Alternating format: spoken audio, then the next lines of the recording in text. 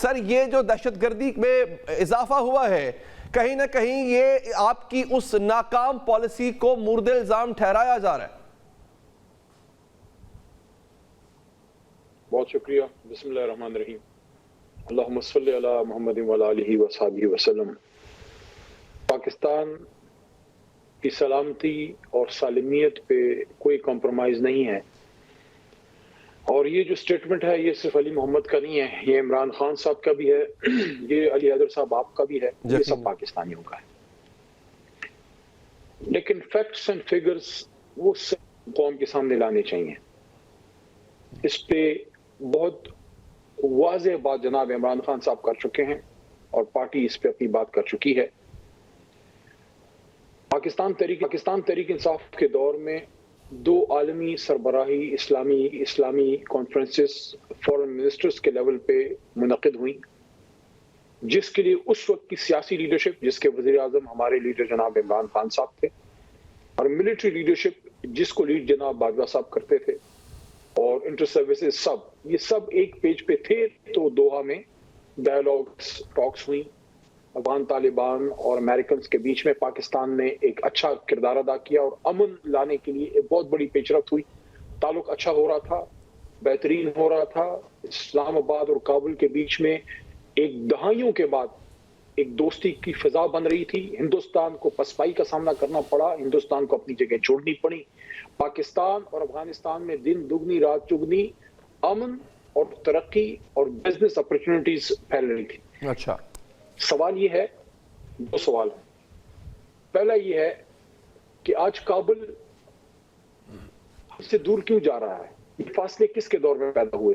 क्या अमर माने था कि जब हमारे दौर में, और ये याद रखिए, ये बात कौम के सामने आनी चाहिए कि कभी भी जब फॉरेन अफेयर्स होते हैं, खासकर जिसका ताल्लुक इंटरनल सिक्योरिटी से हो पाकिस्तान की, वो कोई सियासी लीडरशिप अकेले फैसले नहीं करती। उस वक्त की मिलिट्री लीडरशिप के साथ बैठ के एक जामे मनसूबाबंदी जो है वो तय होती है। हमारे दौर में भी ये था, आज भी ये है, और माजी में भी ये था, और मुस्तकबिल में भी ये होगा।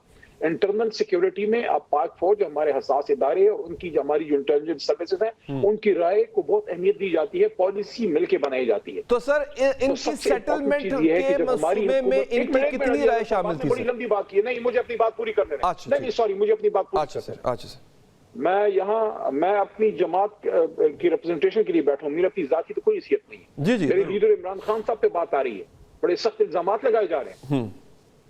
मेरा पहला सवाल यह है कि जब 2022 में हमारी हुकूमत रजीम चेंज वो की गई अमेरिका की ईमा पे, मैं साफ साफ बात करने वाला था। उसके बाद जब जो भी हुकूमत आई, मैं उन सबको महबूब वतन समझता हूँ। मैं औरों की तरह नहीं हूँ जो गद्दारी के फितवे बांटता फिरता हूँ। एक मेरा सवाल है एज अ पाकिस्तानी कि हमने जहां काम छोड़ा था, इमरान खान साहब ने बतौर वजीर आजम और जनाब शाह महमूद कुरैशी ने बतौर वजीर खारजा, वहां से जो शहबाज शरीफ साहब ने बतौर वजीर आजम और जनाब बिलावल साहब ने बतौर वजीर खारजा जब काम संभाला, क्या अमर माने था कि एक विजिट भी बिलावल साहब का काबुल का नहीं था। ताल्लुक आहिस्ता आहिस्ता खराब होता गया, फासले पैदा होते गए, और आज ये सूरत हाल है। नंबर 2, ये बात कहना कि जो टीटीपी है उसको वापस लाने का प्लान इमरान खान साहब या सियासी हुकूमत का था, बिल्कुल नहीं था। अच्छा, प्लान आया, उनके सामने रखा गया। एक मीटिंग वज़ीर आज़म इमरान खान साहब ने की जिसमें इसकी अप्रूवल नहीं आई, क्योंकि तहरीक इंसाफ की तरफ से, हमारे कुछ मेंबरान की तरफ से इस पर रिजर्वेशन थे कि इससे अमन खराब होगा। ये प्रपोजल आपका था या उनका था सर? रजीम चेंज हो गई और प्रपोजल इमरान खान साहब के पास उस वक्त की जो मिलिट्री लीडरशिप थी, जो उस वक्त के इदारे थे, उनकी तरफ से एक आया था। अच्छा, सामने रखा गया। खान साहब ने अप्रूवल अभी नहीं दिया था। अच्छा, खान साहब ने अप्रूवल नहीं दिया था। उसके बाद हमारी हुकूमत खत्म हो गई, फिर शहबाज साहब ने हुकूमत संभाली। सिर्फ इमरान खान साहब जो है वो चेंज हो गए, मिलिट्री लीडरशिप वही अपनी जगह मौजूद थी। ये फैसला कभी भी सियासी लीडरशिप अकेली नहीं लेती। सवाल ये पैदा होता है कि शहबाज शरीफ साहब ने फिर ये पॉलिसी क्यों लेके गए, अप्रूवल क्यों दी, और अगर हुआ तो इस काम को उन्हीं के उस वक्त के इंटीरियर मिनिस्टर जनाब राना सनाउल्लाह साहब ने उसको ओन क्यों किया, इस सारे काम को ओन क्यों किया? तो ये अब दोष देना कि इमरान खान साहब ने कर दिया, आप मुझे बताएं अपने दिल पे हाथ रख के, क्या आज का भी वजीर आजम पाकिस्तान के इंटरनल सिक्योरिटी के फैसले अकेले कर सकता है? जब तक मिलिट्री लीडरशिप आपके साथ एक पेज पे ना हो, तो एक दूसरे के ऊपर लांग तान करना, ये इल्जाम तराशी करना, इससे निकलें, हकीकत का सामना करें। और हकीकत यह है कि आप काबुल के साथ ताल्लुक आपसे खराब हुआ है, तभी हिंदुस्तान को वहां दोबारा एंट्री का मौका मिला है। इस हुकूमत को शर्म आनी चाहिए कि जो काम इतना अच्छा इमरान खान साहब के दौर में हो रहा था, जो पूरी इस्लामी दुनिया यहाँ आ गई थी, उस काम को इन्होंने आगे बढ़ाना तो छोड़े, उससे उनको बहुत ज्यादा रिवर्स गियर लगा है। इस पे तो उनसे सवाल होना चाहिए कि अमन आ रहा था। यहाँ बात हो रही है, आखिरी बात यहाँ बात हो रही है, हमारे दौर में एक ड्रोन अटैक मुझे बता दें, हमारे दौर में कोई ऐसा वाकया बता दे जिससे पाकिस्तान की इंटरनल सिक्योरिटी को बहुत बड़ा थ्रेट हो गया हो 2020 में, 2021 में, 2022 में। आज आप देख लें, आज आपका बॉर्डर वहां पे महफूज नहीं है। आज आपका जो एक माहौल बन रहा था काबुल के साथ कि आपकी जो ट्रेड ओपन हो रही थी और उसके साथ सेंट्रल एशिया आप पे पूरा खुलने का इम्कान था और हो रहा था अल्लाह के करम से। अच्छा, यानी आपने इसको रिफ्यूट किया अली साहब, मेरी थोड़ी और रहनुमाई कर दीजिएगा, क्योंकि लफ्ज का जो लफ्ज बहुत अहमियत रखते हैं। लफ्ज इस्तेमाल किया गया जिद का, और ये अल्फाज हैं मिलिट्री लीडरशिप के कि आपकी जिद थी। अच्छा, आपने बताया कि ये प्रपोजल उनकी तरफ से आया था, तो ये जो जिद वाली बात की जा रही है, इसके पीछे क्या हकीकत है सर? कि आप जिद कर रहे थे, यानी कि आपकी गवर्नमेंट जिद कर रही थी कि इनको ऑन बोर्ड लो? नहीं, मैं समझता हूं कि डीजीआई एसपीआर साहब जाहिर है उस वक्त वो इस पोस्ट पे नहीं थे। हो सकता है उनके पास वो मालूमात ना हो, वो अपना मालूमात को चेक कर लें, अपडेट कर लें अपने आप को।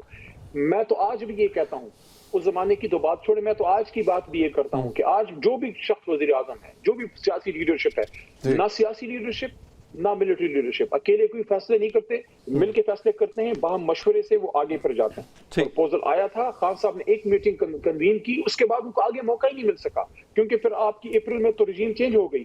उसके बाद जो शहबाज शरीफ साहब ने, मैं शहबाज शरीफ साहब पे भी गद्दारी की फितरत नहीं लगा रहा, लेकिन उन पे सवाल जरूर बनता है कि खुदा न खास्ता अगर आपके इस आर्गुमेंट को हम ले भी लें, जो कि गलत है, अगर इसको लम्बे के लिए मान भी लें कि इमरान खान साहब की ख्वाहिश थी या हम लोगों की ख्वाहिश थी, तो वो तो एक मीटिंग हो गई थी, आप फिर वजीर आजम बन गए थे, बाजवा साहब आर्मी चीफ थे, शहबाज साहब वजीर आजम थे, शहबाज साहब रिवर्स कर देते, नहीं इसको लेके आगे जाते, आपने उसको फिर तकमील तक क्यों लेके गए? हालांकि मंजूरी भी खान साहब ने नहीं दी थी, उस पर तफसीली बात उन्होंने अपनी एक टीवी एड्रेस में उन्होंने अवाम से एड्रेस में इस बात का जिक्र किया था, जहां तक मुझे याद है। हाँ, मुझे ये नहीं पता कि मंजूरी हुई या नहीं हुई, अलबत्ता एड्रेस उन्होंने प्रपोजल बताया था कि ये प्रपोजल ज़ेरे गौर है। अच्छा सर, अगला सवाल मेरा ये है अली साहब कि मान लेते हैं कि ये उनकी जिद थी, आपकी जिद थी, इससे कता नजर दहशतगर्द तो आ गए। अब कैपेसिटी बिल्डिंग का एक बहुत फुकदान रहा है। हम अगर देखें तो पंजाब में, जहां पे खैबर पख्तूनख्वा के मुकाबले में कम दहशतगर्दी है, वहां पे एंटी टेररिस्ट जो सिक्योरिटी फोर्सेस हैं, उनकी कैपेसिटी बिल्डिंग ज्यादा बेहतर है इन कंपैरिजन विद केपीके। आपके पास मुसलसल गवर्नमेंट रही है सर। अब दूसरी शिकायत आपसे यह की जाती है कि जो बुनियादी चीजें यानी फोरेंसिक तक केपीके में नहीं है, उसके लिए पंजाब आना पड़ता है, और बजट जो है वो पंजाब का हमेशा ज्यादा रहा है, केपीके का बहुत कम रहा है। सीटी का बुनियादी स्ट्रक्चर भी मौजूद नहीं है वहां पे, तो कैपेसिटी बिल्डिंग क्यों नहीं हो सकी सर? ये भी एक इल्जाम है, लगता है आपकी टीम को पता नहीं मुस्लिम लीग नून की तरफ से कोई इंफॉर्मेशन आती है, मुझे नहीं पता। मैं वैसी सर वो तकरीर करते हैं ना सर, तो वो आप पे इल्जाम लगाते हैं, तो उस इल्जाम को हम आपके पास ले आते हैं। अली हैदर साहब सुन ले, देखें ज्यादती ना करें, आप हमारे छोटे भाई हैं, ज्यादती ना करें। इस वक्त जो जितनी कुर्बानी खैबर पख्तूनख्वा की पुलिस दिए बैठी है, पाक फौज से भी ज्यादा शहादतें हमारी खैबर पख्तूनख्वा पुलिस की हो चुकी हैं। यहाँ पाक फौज, खैबर पख्तूनख्वा पुलिस, एफसी, इन सब ने मिलकर कुर्बानियों की लाजवाल दास्तानें रकम की हैं। कोई ऐसा गांव आपको खैबर पख्तूनख्वा में जनाब अली हैदर साहब नहीं मिल सकता, पूरे खैबर पख्तूनख्वा में एक गांव नहीं मिल सकता जहां आपको एक पुलिस जवान की, शहीद की कब्र ना मिले। बेशुमार शहादतें। ये क्या बात है कि कैपेसिटी बिल्डिंग नहीं हुई? सीटीडी यहाँ पे मौजूद है, हर तरह की फैसिलिटी यहाँ पे मौजूद है। दूसरी बात मैं आपकी मानता हूँ कि फॉरेंसिक लैब की बात बिल्कुल ठीक है कि उसके लिए पंजाब को रिपोर्टें जाती हैं, बिल्कुल यहाँ बननी चाहिए, लेकिन जहां तक कैपेसिटी बिल्डिंग का ताल्लुक है, खैबर पख्तूनख्वा पुलिस पाकिस्तान की वाइड पुलिस है, जिसको डीपोलिटिसाइज करने के लिए इमरान खान साहब ने कानून साजी की, और आपका डीपीओ और आपका डीआईजी, आपका इवन मैं ये 10 साल से यहाँ पार्लियामेंट में हूँ, यहाँ मैं मिनिस्ट्री भी मेरी रही है, और तीनों हमारी सूबाई हुकूमतें रही हैं, और आज भी मैं यहाँ एमएनए हूँ। अली मोहम्मद बतौर मिनिस्टर, बतौर एमएनए एक सिपाही नहीं भर्ती कर सकता। हमने पुलिस को डीपोलिटिसाइज कर दिया। पंजाब पुलिस का तो आवा जो है मियां साहब की हुकूमत ने बिगाड़ दिया।